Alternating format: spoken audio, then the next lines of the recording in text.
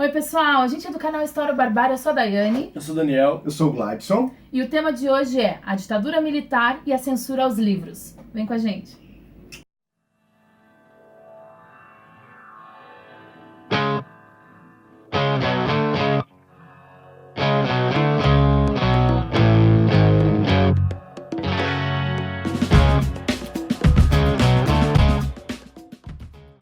Bom, antes de começar o vídeo, como todo mundo já sabe, o que você tem que fazer?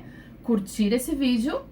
Se inscrever no nosso canal, ativar o sininho para receber as notificações. E claro, compartilhar com todo mundo, compartilhar nas redes sociais, enfim, grupão do Zap, aquela coisa toda, né? Manda lá pro teu tio que gosta de falar bem da ditadura, enfim. Mais um assunto polêmico. Olha. Bom, antes de começar esse vídeo, né, o conteúdo em si, a gente gostaria de dizer, então, esse vídeo sai numa sexta-feira, né, o nosso clássico dia, todo mundo já sabe que agora é na sexta. Esperamos que já Mas saibam, né? na terça-feira, dia 15 de outubro, é comemorado, então, em todo o território nacional, o Dia dos Professores, né? E nós, como professores, né, não poderíamos deixar passar em branco essa data. Eu gostaria de desejar uns felizes dias dos professores para todo mundo, né, para todos os professores. Ser professor nesse país sempre foi um ato de coragem e resistência, e nos dias de hoje mais ainda. Então, viva nós, viva esses guerreiros, né, que a gente sabe, a gente que está em sala de aula, a gente vê, tá ali todos os dias com os colegas, a gente vê, e me emociona até ver o quanto tem professor, sabe, que você olha e é a fonte de inspiração e de luta e de coragem, então que a gente continue assim, né, não conseguirão nos derrubar e nem nos vencer. Por mais que tentem. Por mais que tentem. Estão tentando. E olha como tentam. Mas é um processo histórico, né? Sim. Não é de hoje, mas enfim, a gente sempre resistiu e vai resistir.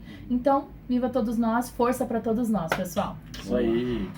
Bom, vamos lá então. Vamos lá. Qual que é o tema do nosso vídeo? Qual é o tema? O tema é livros e, na verdade, a censura aos livros, né?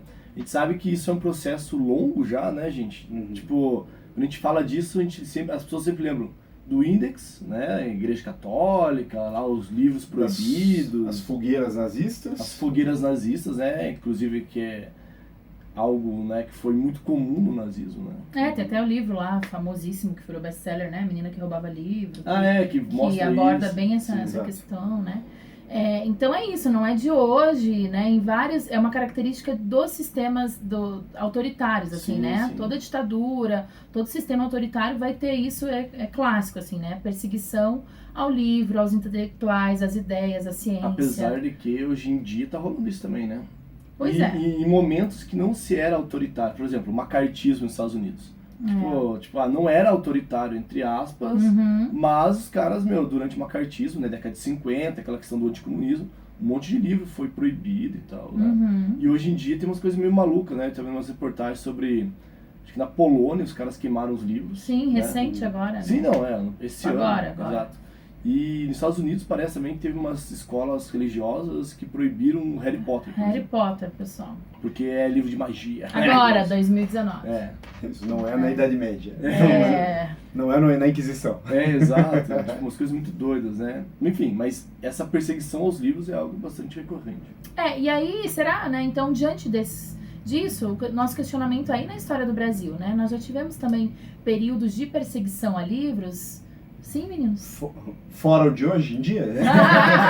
Bem lembrado, Bem né? lembrado. A gente tem até um outro vídeo aqui, quem não assistiu, assista, que a gente vai falar sobre a ideologia de gênero e tal, e que a gente começa falando isso, né? Daquela feira que aconteceu no Rio de Janeiro, em que foi... Foi em São Paulo? A Bienal? No Rio. A no Bienal foi Crivella. no Rio. É verdade. E a história em quadrinho lá sendo censurada, porque tinha um beijo gay, enfim. A de São Paulo é os livros didáticos. Sem contar os livros didáticos, que isso aí Ou seja, toda semana tem uma notícia de livro didático, alguma escola censurando algum livro. Exatamente. Então, mas fora o presente, a gente também já teve outros momentos no passado em que a gente teve uma sistematização, né? A gente teve leis mesmo que proibia a censura. Desde a Brasil Colônia, né? Que os livros iluministas eram proibidos. Tinha isso, verdade, né? tinha mesmo. Tinha uma coisa disso.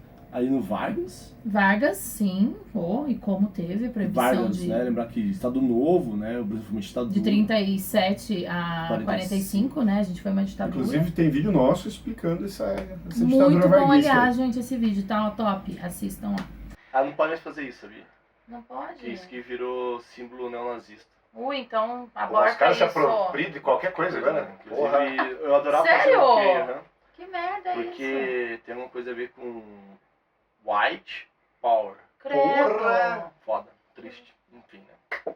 Tá. Desgraçado. Enfim, mas a gente teve então, o foco desse vídeo de hoje é a gente falar sobre a censura aos livros durante o período da ditadura militar brasileira, né? É bem verticalizadinho o vídeo de hoje, pessoal. Para começar a falar disso, a gente tem que falar do que, meninos? Contexto. Do nosso bom e velho, famoso contexto, né? Então, devemos lembrar que a gente está falando aqui de um contexto da ditadura militar, né? Que começa em 64 e vai até 1985. Então, a gente teve aí, durante 2 décadas, 21 anos de ditadura. Que era pra ser um só, durou 21. Mas beleza. Pois é. E tem gente que acredita nos militares ainda, né? Pois é. Durante esse período, né, a gente teve alternância de poder, né? Porque ele era uma das... que eles falavam, para dizer, não, imagina, no Brasil não é ditadura, a gente tem alternância de poder, porém eram todos militares, né? Sim. Temos eleições. Assim, tinha toda uma farsa montada, né, para querer pincelar e maquiar essa ditadura que existia aqui, né? Existiu um esforço enorme da ditadura em criar uma aparência de legalidade, né? Sim, Até a ideia de você criar os atos institucionais é um negócio, tipo assim, é absurdo você poder prender a pessoa sumariamente, executar as pessoas sumariamente, mas se eu colocar na lei, isso fica dentro da legalidade, então eu tô correto. Né? Então, enfiar isso dentro dar uma constitucionalidade para algo que é inconstitucional foi primoroso durante a ditadura militar. Sim. Exato. E na ditadura, como característica de quase todas as ditaduras, a gente tem alguns pilares, né, que constituem, que fortalecem, que é a censura, que é a repressão e que é a propaganda, né? São pilares básicos que tem em toda a ditadura, né? É importante mencionar que logo a partir de 64 até 68, a gente ainda não vai ter uma sistematização, ou seja, leis, enfim, mais elaboradas em relação ao que se censurar, Isso. né? Mas já se censurava. Mas era uma censura, assim...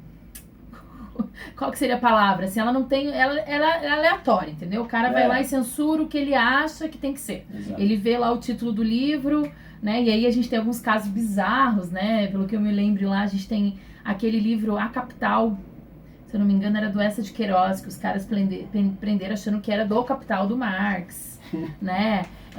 Enfim, eles olhavam, a capa era vermelha, capa vermelha, não, comunismo. Então, assim, não existia ainda, de 64 a 68, né, era tudo muito aleatório, assim, os caras iam prendendo. Bom, e nessa época ainda, né, é bom lembrar que as pessoas que já eram presas, né, acusadas, né, de estar envolvidas com atos subversivos, elas já tinham seus livros apreendidos, né? Então, e não tinha uma lógica assim, tem que prender só esse tipo de livro ou não, né? Nesse começo da ditadura, aprendi qualquer coisa. Então, os caras apreendiam, né, livros lá realmente que falavam sobre o comunismo, né, que eram os mais procurados, livros do Marx, livros do Engels, tal, mas aprendiam também livros de literatura, né? Tipo, era nome russo, né? Era, sei lá, literatura russa, Dostoiévski, aprendi tudo, né? Porque você não tinha bem uma certa lógica ainda nisso. E a partir, então, só de 1970, em que vão normatizar, né? Vão colocar uma lei para se instaurar de fato a censura, com as suas regras, o que tem que censurar, como é que vai ser,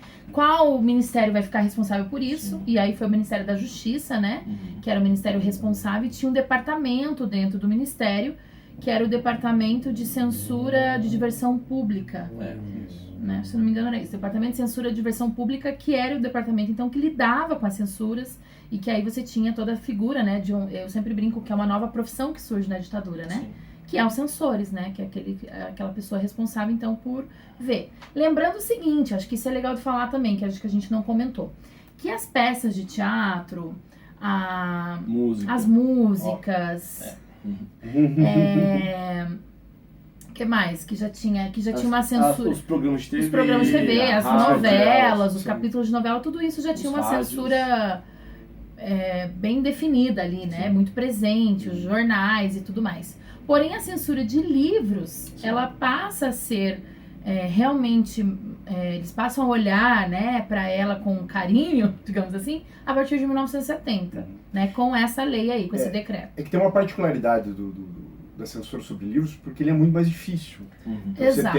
você tem uma quantidade de títulos muito grande sendo lançados ao mesmo tempo. E nesse momento no Brasil você estava publicando muito, Sim, né? O tal milagre brasileiro lá que rolou, exato. que, né, críticas à parte, mas fez a economia dar um salto e isso foi mostrado, né, foi refletido no comércio editorial também. Né? Então, esse grande número de títulos sendo lançados, isso inviabilizava qualquer sistema organizado de censura. Né? Ao contrário das peças de teatro, por exemplo, que era mais viável o exercício do trabalho. Né? Mas, então, nesse decreto, eles falavam que você deveria enviar o livro antes, previamente, para eles, né, enfim. E a questão mais importante desse decreto é que a busca era os livros de questões morais.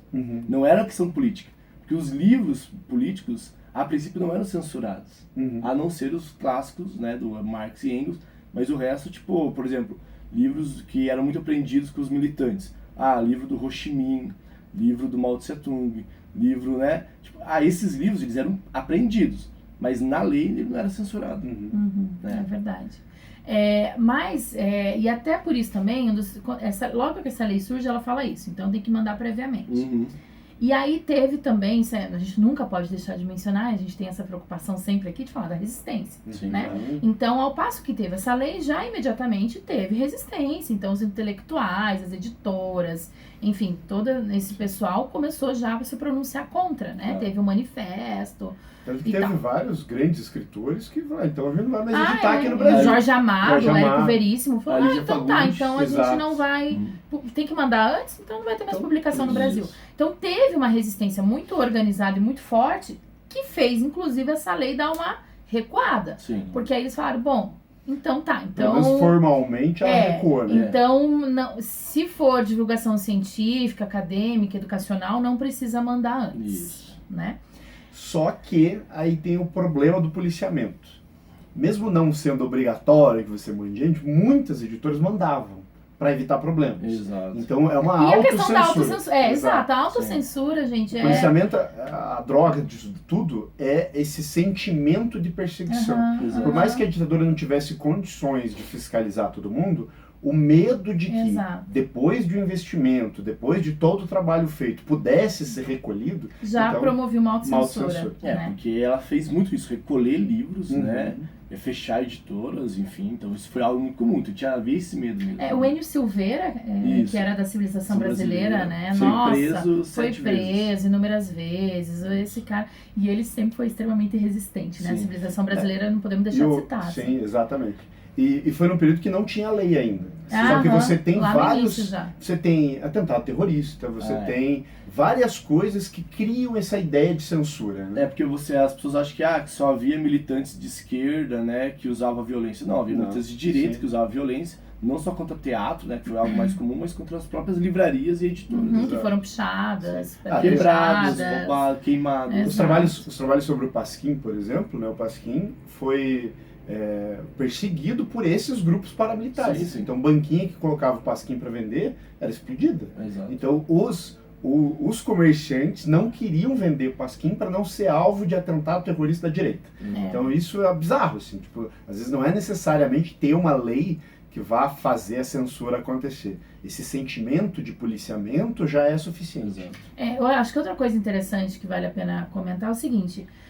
se fala muito, né, na historiografia, enfim, tem essa coisa dos anos de chumbo, né, que seria o governo do Médici e tal, né.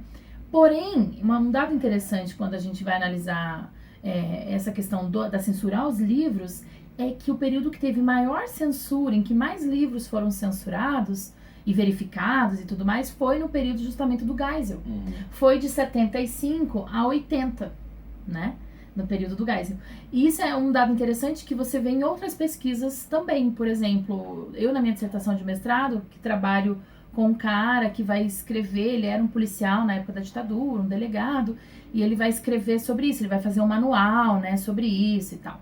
E o manual dele também é publicado em 79, né? Também nesse momento em que as pessoas já tá branda, já tá quase acabando a ditadura. Mas isso é um fato interessante da gente mencionar, porque ao mesmo tempo em que sim, a ditadura começa a se falar de abertura, né, de um processo lento, seguro e gradual, você tem também a contraponto esses caras, que é essa direita fervorosa, que vai falar, não, meu amigo, não pode acabar não. Então você tem também, ao mesmo tempo em que se começa a falar de uma abertura, você tem esses caras acirrando e dizendo, não, a gente não vai aceitar. O Rio Centro é um exemplo disso. Sim, claro. O Rio Centro. Final da ditadura. E tantos outros episódios que a gente tem, a gente chama de terrorismo da direita, que é isso, que é os caras que não querem aceitar o fim da ditadura e que vão promover uma série de atos para dizer, não, a gente tá aqui, a gente tá forte ainda, não podemos acabar. Tem uma linha de interpretação desse aumento de censura, justo depois que acaba o AI-5 do processo de abertura, para mostrar como eles são importantes. Justificar o trabalho. Exato. Então a gente vê, quando eu estava lendo, esses textos específicos que a gente está gravando agora, eu lembrei muito do trabalho que eu fiz na dissertação, porque era muito isso assim também, era uma coisa de mostrar, não, a gente precisa continuar, a gente é importante e tudo mais, E um dado importante sobre essa censura, sempre, mas no caso da ditadura militar especificamente, é essa tensão com a moral. Então, essa perseguição a tudo que vai contra a moral e os bons costumes. E o perigo nisso é exatamente o fato dessa característica ser tão subjetiva. Então, o que é ser contra a moral e os bons costumes? Isso é muito difícil. Assim. Então, isso era um trunfo na mão do censor. Então, o censor pegava qualquer material que ele pudesse... É muito difícil você pegar um material que não atente contra a moral e os costumes se você realmente quiser. Então você pode pegar uma linha que seja dentro daquele material, você pode dizer que aquilo atenta contra a moral e os bons costumes. Então a subjetividade desse item de classificação dos livros foi importante como munição judicial, jurídica, para os censores, inclusive.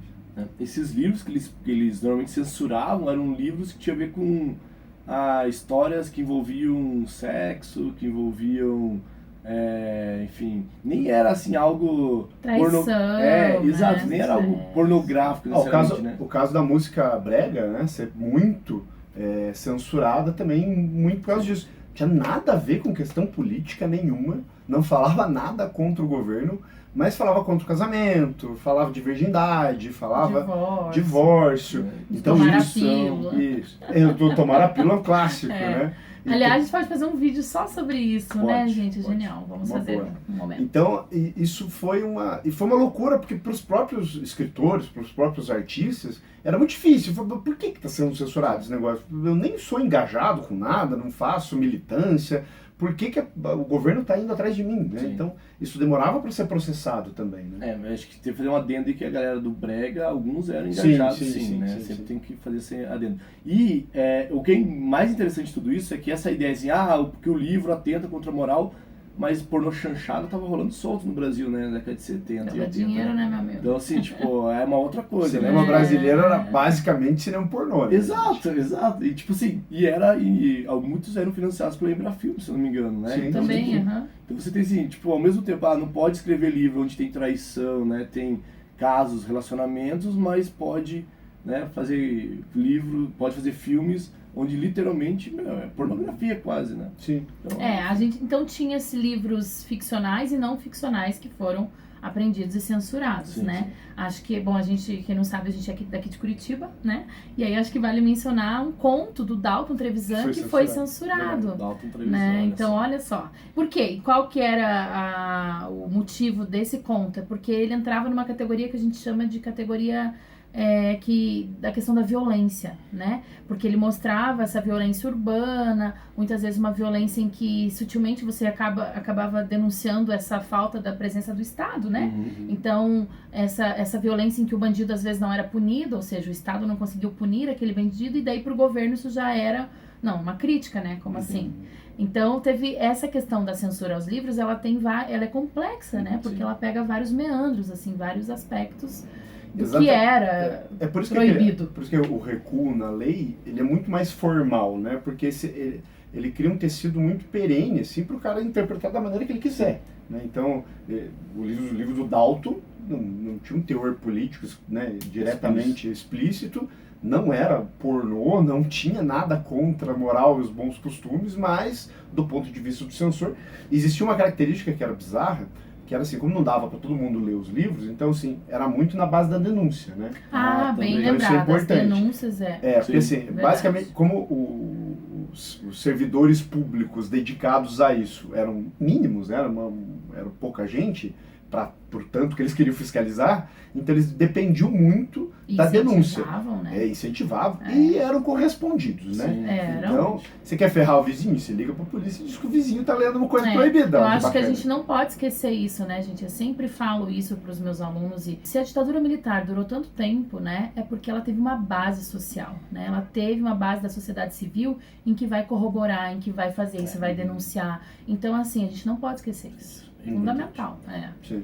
Bom, e tem um outro tipo de questão que envolve os livros na ditadura, é que muitos livros eram apreendidos, né, junto com seus donos, né, e esses livros normalmente eram livros políticos, não só políticos, mas normalmente eram. Então todo mundo que era preso por subversão, né, que o governo prendia, quando eles chegavam nas casas das pessoas, né, eles revistavam, né, para saber o que tinha ali, se tinha documentos, tinha alguma coisa, e aí eles iam nos livros. E eles aprenderam milhares e milhares e milhares desses livros, né? Normalmente livros que falavam sobre comunismo, sim, mas no meio desse monte de livros que falavam sobre comunismo, né, você vai aprender um monte de outras coisas, de literatura, né, de livros russos, que eram só por serem russos, né, você vai aprender um monte de outras coisas que eram utilizadas, inclusive, para incriminar esses caras. Você vê como o governo agia, né? Tipo, você estava com um livro tal, então isso é uma prova, né, de que você é um subversivo e por isso, né, você pode pegar tanto tempo de cadeia e tal. Então isso era usado, o livro era usado, né, como uma maneira... Como uma prova, né? Uma prova de que você é subversivo. De culpar a pessoa porque você era um perigo, né, à segurança nacional. E eles usavam o livro para isso. Então veja, o livro se torna algo perigoso. Né? Você vê que só em regime autoritário mesmo, né? Você tem só em regime autoritário, pero não útil, né? Sim. Porque, infelizmente, a gente, em alguns momentos em processos democráticos, a gente também vê isso, né? O livro como algo perigoso. Sim, mas de qualquer maneira, se você usar um livro para incriminar alguém judicialmente... não, claro, mas eu tô dizendo assim... Mas essa ideia de quanto a leitura é perigosa, né? Do quanto o conhecimento, do quanto os professores, já que são os perigosos, vem dessa ideia, né? E isso foi algo muito comum, então, né? Você aprender esses livros. E isso mostra realmente que o regime não só censurava previamente, como também tinha como, né, ideia tirar esses livros de circulação. Mesmo. Né? Mesmo, total. Tirar o livro e os seus leitores. E os seus leitores, claro. Então, para eles isso era um perigo, né? Essa sociedade brasileira, porque esses livros podiam trazer ideias que eles não concordavam. E aí, né, por uma ditadura, fazer essas ideias sumirem, né, porque elas eram vistas como inimigas, né. E aí, acho que para finalizar, o que a gente tem que dizer é o seguinte: teve queima de livro no Brasil? Teve. Sim. Pois é, né? Essa é uma questão que não se fala, aliás, até porque verdade. Não se sabia muito disso, né? Quer dizer, se na Alemanha nazista você teve queima pública de livros, no Brasil não foi assim, mas houve sim queima de livros. Em 2017, né, um historiador, numa pesquisa, encontrou alguns documentos que foram emitidos pelo Ministério da Justiça mandando queimar livros. Era o decreto do ministro para não só livros, como filmes, como jornais, em pasquim e outras coisas mais. Né? Isso aconteceu, né, em vários lugares do Brasil. Inclusive no aeroporto de Brasília, se eu não me engano, né? A gente vai deixar ali o link da reportagem sobre isso, e usando empresas privadas, olha só, né? É outra coisa que a sociedade civil que contribuiu para a ditadura, né? Muitas empresas, aliás, se dá enriqueceram. Dá um outro vídeo. Outro vídeo, muitos vídeos, gente, vai ter muito vídeo de ditadura nesse canal. E então, houve sim queima de livros no Brasil, como houve na Alemanha nazista. A diferença é que, acho que para não ficar tão feio, né, isso não era público. Porque, voltando, né, a ideia de que a ditadura sempre buscou a aparência de legalidade. Exato. É importante mencionar também essa questão das fontes, né, para se estudar isso. Sim. Primeiro que é um assunto relativamente novo na historiografia, né, que é na última década, daí tem que ser estudado. Então, estão se abrindo muitos arquivos ainda, muita fonte ainda a ser encontrada. Então, com certeza, nos próximos anos a gente vai ver ainda muito assunto, muita pesquisa sobre essa questão da censura aos livros. Sim. Né? Os próprios estudiosos dessa temática, eles falam, né, ainda das discrepâncias, assim, das dissonâncias que eles encontram, porque às vezes eles encontram alguns dados, às vezes eles têm que trabalhar, esses são os livros que aparecem na censura, mas e os que não aparecem? Então, essa questão do próprio tudo sobre isso, né? Da própria pesquisa, é bem interessante mencionar. E até a análise quantitativa Exato, de tudo ela isso, também ela é é sempre muito... subjugada, é sempre um número inferior ao que realmente aconteceu. Ainda a gente não sabe, né? Então, como eu disse, ainda a gente vai ter muito mais pesquisa sobre isso nos próximos anos. No caso, parte, né, desse estudo sobre essa censura aos livros, uma das pesquisadoras que a gente usou para fazer o vídeo, ela foi pesquisar em processos judiciais, né, que era justamente o processo era sobre a pessoa presa, e a partir disso que ela vai encontrar os livros que foram apreendidos, né, e claro, livros que eram tidos pelo governo como problemáticos, né, para a moral e os bons costumes do Brasil. A gente vai deixar os links para vocês, né, dos textos que a gente leu, consultou, das reportagens que a gente citou também sobre essas censuras de livro na atualidade, enfim, depois dê uma consultada nisso. Sugerimos também para vocês assistirem o vídeo do Vargas, não esquece que tem tudo a ver com esse vídeo também. E é isso. E aí, para vocês ficarem cientes de que isso vai ser falado sobre ditadura, sim. A gente precisa mexer nessa ferida, porque não é jogar para baixo do tapete, acabou, porque a gente nem sabe exatamente o que aconteceu durante essas décadas de censura, de tortura, de perseguição, de um monte de coisa errada. A gente precisa botar essa história limpa para que a gente consiga caminhar enquanto país, porque muitos dos problemas que a gente está tendo atualmente vêm da gente não tocar nessas feridas. Então a gente precisa, sim, resolver esses problemas para que a gente possa caminhar enquanto nação, porque senão esses fantasmas vão ficar voltando a todo instante, né? Então, acho que é para isso, né, esse vídeo vem para contribuir com essa discussão. Então, é isso, deixa aí seus comentários, a gente está gostando de ler, escrevam mais, sugestões, críticas. E a gente está demorando para responder, mas a gente vai respondendo na medida do possível, tá? E é isso, pessoal. Obrigada. Tchau. Tchau.